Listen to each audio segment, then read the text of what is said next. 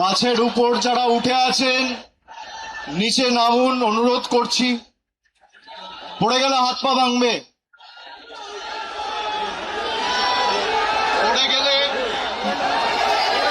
পড়ে গেলে হাত পা ভাঙবে। প্লিজ নিচে নামো।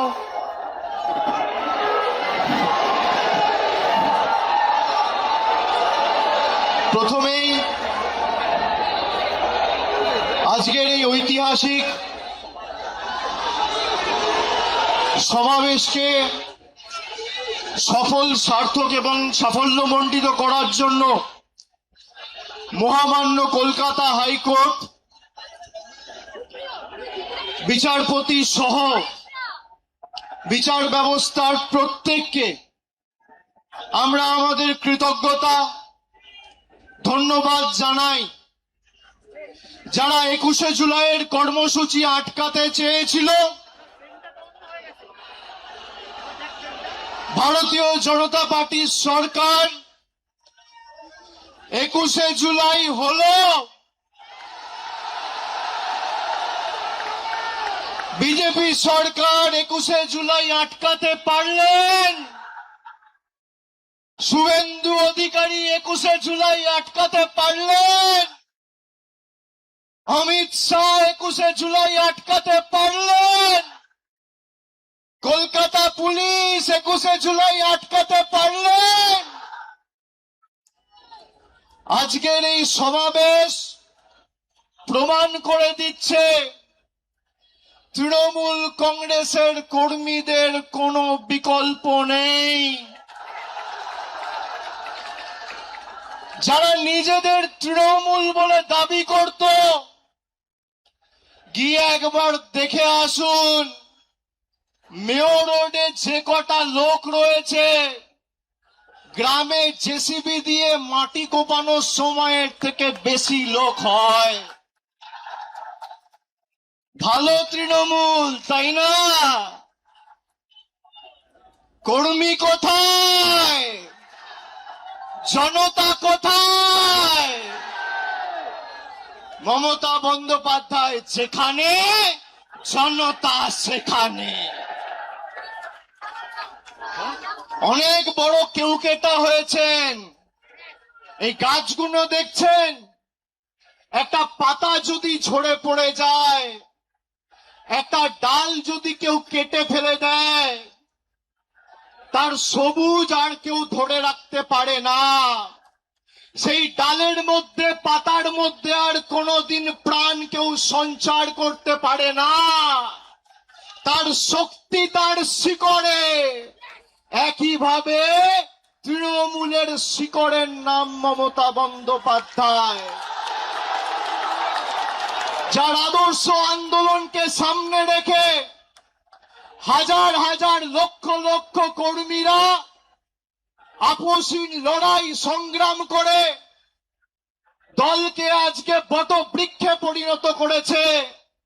তারা যদি ভাবে যে গদ্দারি বেঈমানি করে দলকে দুর্বল করব, তৃণমূল কংগ্রেস আরো শক্তিশালী হবে। যারা আজকের সভায় এসছেন, আমি কুর্নিশ জানাই প্রত্যেকটা কর্মীকে। যারা বলেছিল তৃণমূল কংগ্রেস শেষ, তৃণমূল কংগ্রেসকে পুড়িয়ে ছাড়খাড় করে দেব, সেই আগুনের স্ফুলিঙ্গ থেকে নতুন অগ্নিশিখার জন্ম হবে এবং তৃণমূল কংগ্রেস আরো শক্তিশালী হবে আগামী দিন। কারোর ক্ষমতা নেই। আর বিজেপি যদি মানুষের রায় জিতে থাকেন, তাহলে এত ভয় কেন? তৃণমূল কংগ্রেসের কর্মীদের মিথ্যা মামলায় জেলে ঢোকানো, নেতাদের উপর যারা মমতা বন্দ্যোপাধ্যায়ের সাথে এখনো আছে তাদেরকে ভয় দেখানো, তৃণমূল কংগ্রেসকে চমকে ধমকে লাভ নেই। এত মামলা দিয়েছে আমার উপর, একদিকে ইডি, একদিকে সিবিআই, একদিকে ইনকাম ট্যাক্স, একদিকে সিআইডি, একদিকে এসটিএফ। গলা যদি কেটে দেন আর যেদিনকে দেহত্যাগ করব মৃতদেহটা শ্মশানে নিয়ে যাওয়ার আগে যদি বুকে কান পেতে শোনেন তাহলেও সেই দেহ থেকে জয় বাংলার মমতা ব্যানার্জি জিন্দাবাদ দেবে।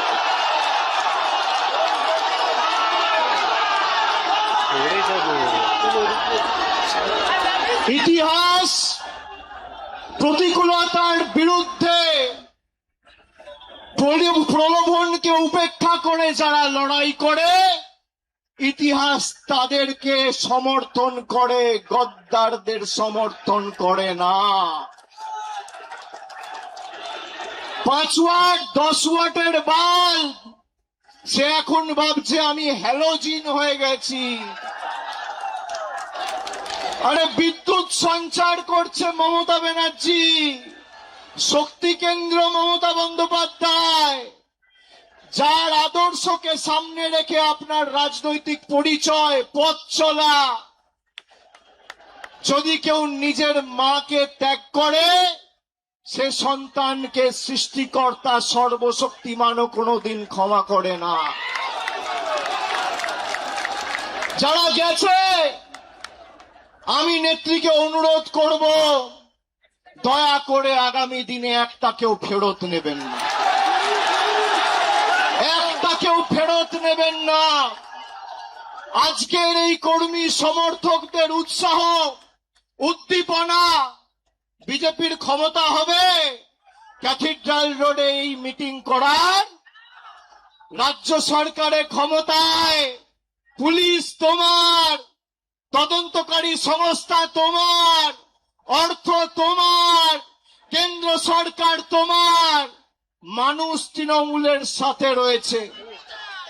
পুলিশ যাদের অযথা মিথ্যা মামলায় অত্যাচারিত করছে আমি বলবো ধৈর্য ধরুন, একটা ছোট নোটবুক পকেটে রাখবেন, সব লিখে রাখবেন। এই নোটবুক গুলো এক এক করে আমরা ঠিক টাইম মতো নিয়ে নেব। যারা যে ভাষায় বোঝে তাদের সে ভাষাতেই জবাব দেওয়া হবে। ঘর বাড়ি ভেঙে দিয়ে, পার্টি অফিস গুড়িয়ে দিয়ে ভাবছে তৃণমূলকে উৎখাত করব, দুর্বল করব। আরে ফুটপাতে থাকবো, তোদেরকে হারাবো, বাংলা থেকে উৎখাত করব, কথা দিয়ে গেল। দেখি কত ক্ষমতা, কি করবেন, কি করবে বিজেপি? জেলে রাখবে, মিথ্যা মামলায় ঢোকাবে, ঢোকাও, তাও বশ্যতা স্বীকার করব না। মেরুদণ্ডটা ফর সেল নয়। যারা মমতা ব্যানার্জির ছবিকে পিছনে রেখে আর জোড়া ফুল চিহ্নটাকে সামনে রেখে 2024 নির্বাচনে জিতেছে, তারা বলছে আমরা এখন এনডিএ কে সমর্থন করব। মানুষ ক্ষমা করবে? করবে? আপনাদের মধ্যে অনেকে কাউন্টিং এ ছিলেন, কিভাবে বিজেপি কাউন্টিং এ চুরি করে জিতেছে আপনারা সাক্ষী রয়েছে। যারা রামের নামে ভোট চেয়েছিল সেই রাম মন্দিরে চুরির দায় এই বিজেপির। রাম মন্দিরে নোট চুরি আর ইভিএম এ ভোট চুরি, এই হচ্ছে বিজেপির প্রকৃত স্বরূপ। আর যারা গা বাঁচাতে, পিঠ বাঁচাতে বালিশ চাটার গ্রুপে যাচ্ছেন, এদেরকে তৃণমূল বলবেন না, বলবেন বালিশ চাটা। খালি বিসি বললেই হবে। বিসি, বিসির অনেক মানে হয়। বালিশ চাটা, আমি আর বেশি কিছু বললাম না। হয় পুলিশের কাছে মামলায় ধৃত, আর না হলে মেরুদণ্ড বিক্রি করে বালিশ চাটা ঋতব্রত। এই দুটো ছাড়া গদ্দারদের উপায় নেই। আমি বক্তব্য দীর্ঘায়িত করব না, খালি আপনাদের বলবো আপনারা শক্ত থাকুন। আমাদের আগামী দিনের লড়াইয়ের ময়দানে আবার দেখা হবে। বিশেষ করে যে সমস্ত তৃণমূল কংগ্রেসের নির্বাচন সিম্বলে, তৃণমূলের সিম্বলে, জোড়া ফুল সিম্বলে নির্বাচিত হয়ে যারা পিঠ বাঁচাতে নিজেদের মেরুদণ্ড বিক্রি করে ওদিকে গেছে, আমরা প্রত্যেকটা বিধানসভায় গিয়ে মানুষের কাছে ক্ষমা প্রার্থনা করে আসবো। আগামী দিন লড়াইয়ের ময়দানে দেখা হবে। আমি তৃণমূল কংগ্রেসের নির্ভীক, সাহসী, সংগ্রামী, দেবতুল্য কর্মীদের আমার অন্তরের শ্রদ্ধা, কৃতজ্ঞতা, প্রণাম এবং কুর্নিশ জানিয়ে আমার বক্তব্য এখানে শেষ করছি। এরপর নেত্রী বলবেন, তার কথা আমরা শুনব। জোরে বলুন, জয় বাংলা, জয় বাংলা, জয় বাংলা, জয় বাংলা, জয় বাংলা, জয় বাংলা, জয় বাংলা, জয় বাংলা, জয় বাংলা, জয় বাংলা, জয় বাংলা, জয় বাংলা। অনেক অনেক ধন্যবাদ, নমস্কার। আমাদের মাননীয় নেত্রী